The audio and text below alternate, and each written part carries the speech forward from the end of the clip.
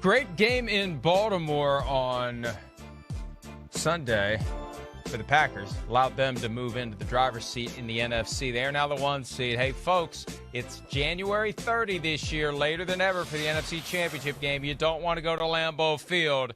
The tundra will be even more frozen than usual. But the Packers, with the 14-point lead in the fourth quarter, Mike, they hold on. Thanks to, for the second time in 3 Sundays, the fateful decision by John Harbaugh, the coach of the Baltimore Ravens, to go for 2 after the touchdown that was scored that cut it to a 1-point game. That's going to be the thing everyone's talking about, between Brandon Staley's decision to be so aggressive on Thursday night over and over again, and the Chargers lost to the Chiefs. The Ravens going for 2, going for the potential win late in the game. It's 2 games, and I don't know what would have happened. Look, the Steelers game, if they make it, they win. Last night, if they make it, there's no guarantee that they're going to keep Aaron Rodgers from leading his team in position for a game-winning field goal. But, you know, what used to be unconventional has become very conventional for the National Football League. And Tyler Huntley's great game, first Ravens player ever with 2 touchdown passes and 2 touchdowns rushing in the same game in the team's history. Lamar Jackson had never done it. It's wasted on the fact that this 2-point conversion, and here it is, not a big fan of the play, not a big fan of the options when you have a dynamic quarterback like that, and it never had a chance, Mike. Well, I mean, listen, for a couple things. First, I have no problem with going for the 2-point. Now, when they did it against Pittsburgh, he said, we were running out of cornerbacks, don't know what they would have done in overtime. Here, he just felt like, we had a better chance to win it here than maybe in overtime. So from that standpoint, it's kind of like, listen, when I play blackjack and I have a 16, dealer showing 7 or higher, I'm hitting every single time. Every time I'm hitting. I'm just consistently going to do it. And John Harbaugh seems to be consistently a guy that's going to go for 2 in those situations. So I don't have a problem with it. The problem you have is with the play. Now, the play, wasn't the greatest in the world. You're splitting out Andrews. He's got 1 million catches. You got to figure they're going to him. While Tyler Huntley had a phenomenal game, he probably wants that pass back. That pass has got to be to the outside. It's got to be right by the front pylon. So that is a really putting the pass right on the mark there. It was too far behind. And also, you relied on the one guy, and Andrews is not a bad guy to rely on, but you got a wide open receiver crossing the back of the end zone. So while you put everything in your Andrews basket, I get it. All Huntley has to do is just peek a little bit to the left, and in a blur, he's got a receiver coming over wide open in the back of the end zone. So again, kind of like Pittsburgh, the play was there. TJ Watt did a really nice job there. Here, Huntley's throw was off, number 1, and number 2, you got a wide open guy in the back of the end zone. Well, and the way the play was designed, Mike, the pocket rolls to the right. Huntley rolls to the right, so he's going to have to stop all of his momentum and look back against the grain to spot that guy open. I don't know why you do that. I don't know why you take away half the field. When you have a guy who can move like Huntley can move, and when Lamar Jackson's out, the offense is the same. Hey, kids, this is what coaches need to do.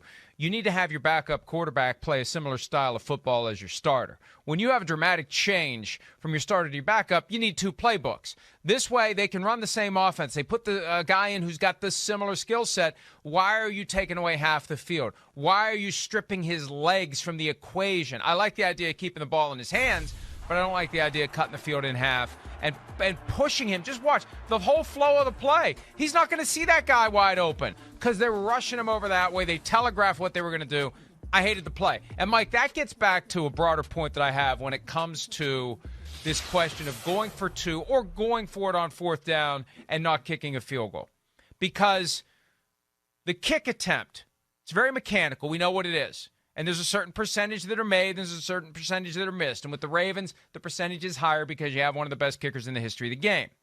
But when you go for 2, the percentages take a back seat to the question of how much did you work on your 2-point conversion plays in practice that week? How do you feel about your menu of 2-point conversion or short yardage plays that you would use?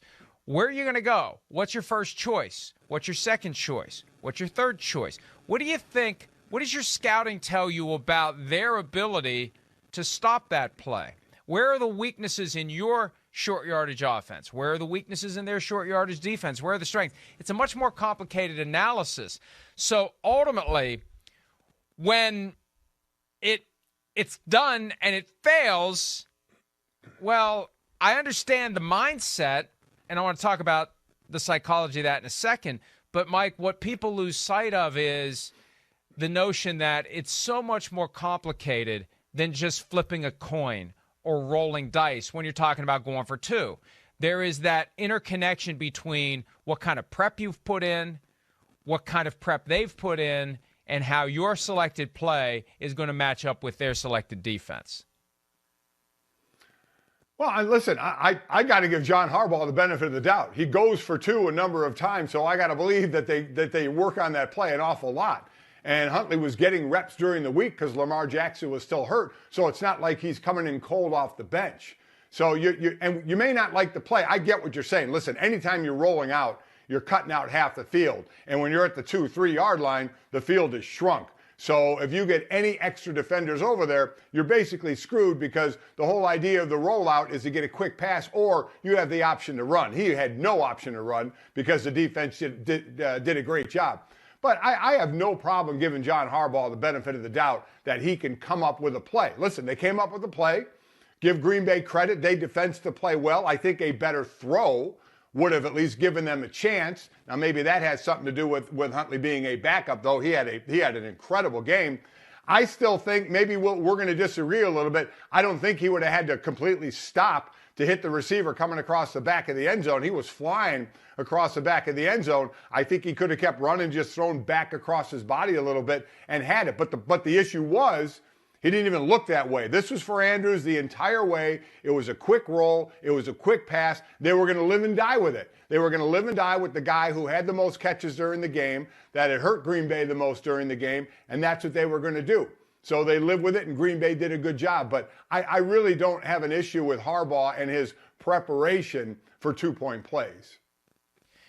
Well, I do, because the two times he used them, they didn't work. So there's something's not right there. We can give him the benefit of the doubt all we want, but the ultimate benefit of the doubt comes from whether or not they work. It's pass-fail.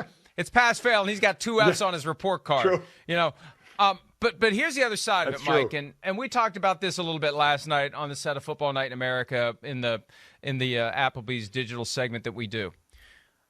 When they went for two against the Steelers 2 weeks ago, there were 11 seconds left in the game. Ben Roethlisberger is not going to lead the Steelers into field goal range with 11 seconds. So it was up or down, win or lose, very binary at that point. Great job by the control room pulling this up, and there it is. They could have had it. If they convert that, it's over. You see 12 seconds on the clock at the time of the kickoff that would have happened. They don't have to worry about the Steelers taking the victory from them and having the extra incentive to get themselves in field goal position because there's no overtime at that point. They're down by a point. I raise that because, Mike, we saw Aaron Rodgers do this against the 49ers earlier this year. You give him 42 seconds. You give Aaron Rodgers 42 seconds, and you give him the extra sense of urgency that comes from knowing, I got to get my team in field goal position or we're done.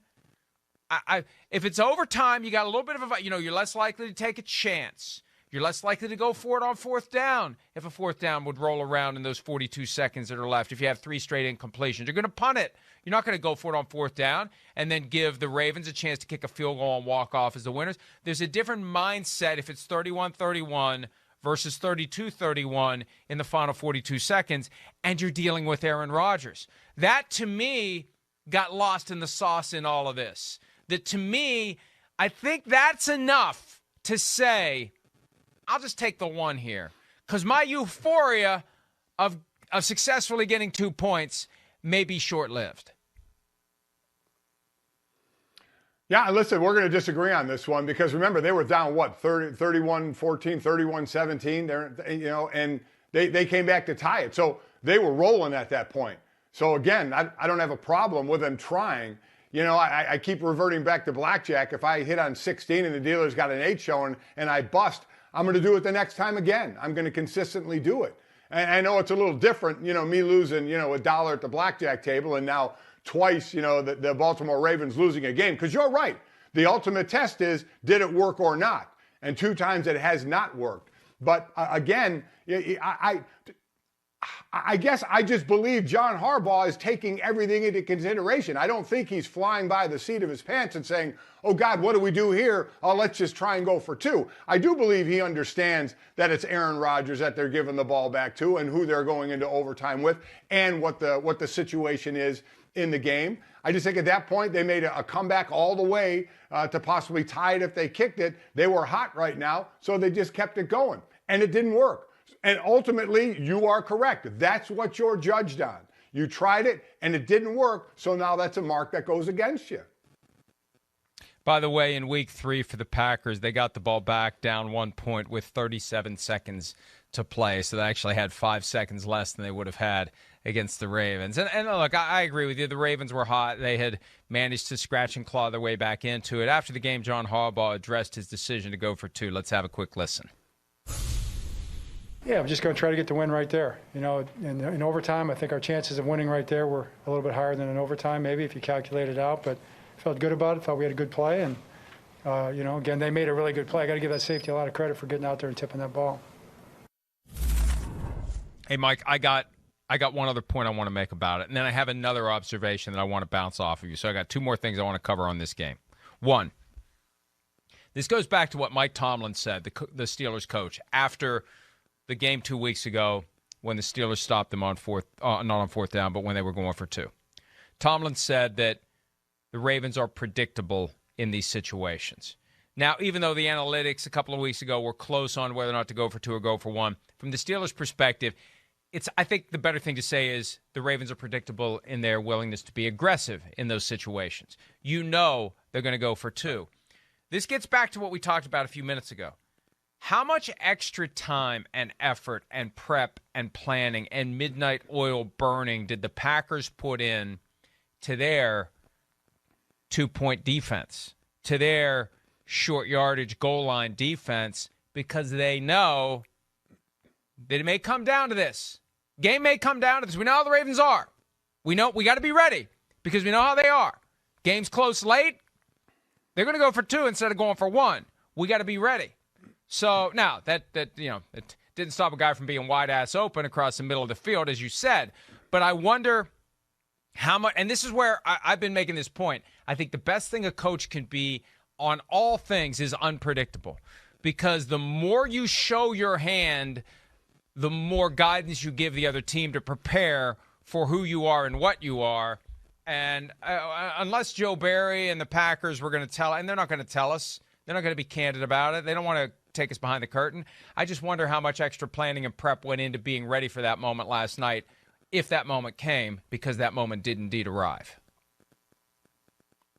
Oh, I can't. Listen, just as much prep that the Ravens, I'm sure, used working on these plays. The other team knows exactly what Harbaugh likes to do, so they're going to be ready as well. I completely agree with you. So if we're going to fault anything, first, give credit to the other teams, the Steelers and the Packers, for defensing it. Now you could ask the question, is Baltimore's, not that they're going for 2, but their play selection. I mean, we always say, my God, throw it to your best receiver.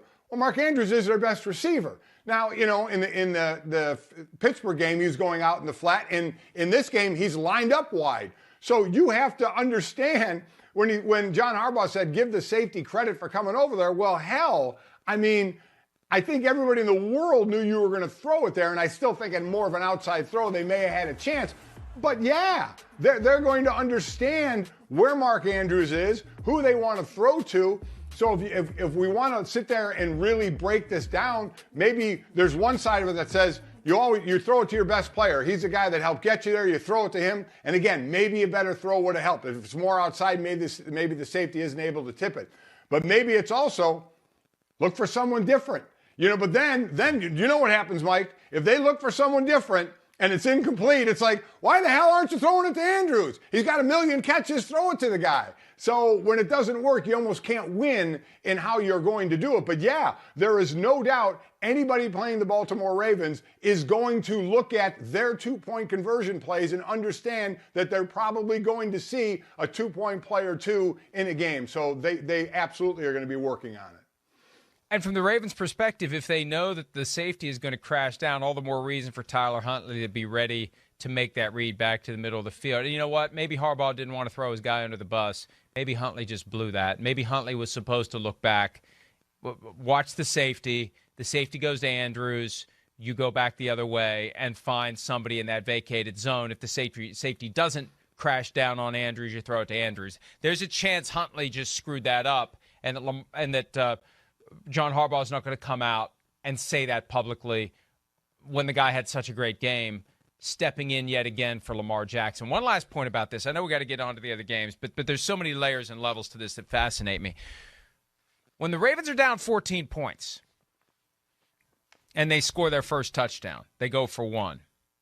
Some would say that's when they should have gone for two. That's when they should have tried to put themselves in position that the next touchdown, a one-pointer, gives you the lead. That's something that Doug Peterson started to do with the Eagles a few years ago. You see it from time to time, and it's funny. Sometimes announcers still act surprised when they see it happen. It's become something that is used enough that it's not a surprise when it happens anymore. And I think it's evolved to the point where last night, hey, if you are going to go for two, why didn't you go for two on your first touchdown to get yourself to that spot? Because if you fail on the first one, you know on the next one you go for two to tie it up and force overtime. But if you're going to make that decision to be aggressive, why not do it at an unpredictable time? It gets back to what I'm saying about being unpredictable. That may have been a better opportunity for the Ravens to go for two. From that side of when to go for two, I agree. Because then you have two shots if you need it. If you need it and don't get it the first time, you get a second chance to tie the game to do it. So I get that, especially for a team that likes to use the two-point play. So I definitely understand that. When Doug Peterson did it and we all realized, what the reasoning was for it, as things started to change in the NFL where you're starting to see the two-point conversion more, you started to understand some of the reasons of why they're doing it. And that's a valid point. If you like doing it, do it then. Then you get another touchdown. If you make that one, an extra point gives you that 1-point lead anyway. So, or if not, you get two shots at it. So I agree. I agree. And I'm sure it's something Harbaugh knows about, but just felt, that his team was in a good position this last one. Listen, as I'm giving Harbaugh a lot of benefit of the doubt, but nobody's perfect. He may be second-guessing himself, in the meetings today. He may be thinking about the same thing. Maybe I should have gone for two after, the first touchdown that we got. Don't know. But I know, he's a great coach that's been around for a while, and he has to think about things, but that doesn't mean, you make the perfect decision every single time. 3 straight losses by a total of 4 points for the Ravens. They've gone from 8-3 to 8-6 now, and there has to be plenty of torment for a guy who is ridiculously competitive. It's one of the reasons why he's such a great coach, and this has to be driving him crazy that they've lost these 3 games when all of them could have been victories for the Baltimore Ravens. Hi, I'm Mike Tirico, and thanks for watching. Make sure to hit subscribe for the latest news and highlights from NBC Sports.